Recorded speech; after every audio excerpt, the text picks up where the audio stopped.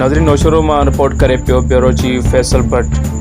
Young lawyers association Naushahro Feroze जे गॾिजाणी Baloch hotel ते थी गुज़री गॾिजाणीअ में नौजवान वकीलनि वॾे तइदाद में शिरकत कई ऐं साल 2024 जी बॉडी चूंड कई वई, जंहिंमें एडवोकेट सागर सुहेल मंगी ज़ुहैब अली अब्बासी खे फोकल पर्सन चूंडियो वियो।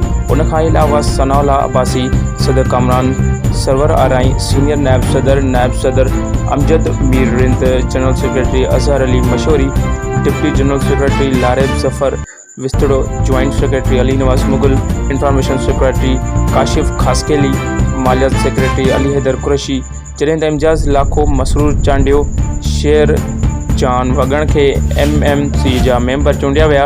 उन मौक़े ते चूंडियल उहिदेदारनि जो चवणु हो त नवनि एनरोल वकीलनि खे तमामु घणा मसइला दरपेश आहिनि। हिन बहितरीन प्लेटफॉर्म तां सभु मसइला हल करण में पंहिंजो भरपूर किरदारु अदा कंदासीं। असां यकीन था ॾियूं त नौजवान वकीलनि जो पैनल मिसकिन पौरत माण्हुनि जा केस मुफ़्त में विढ़ंदे ऐं कंहिंसां बि का नाइंसाफ़ी बर्दाश्त न कई वेंदी।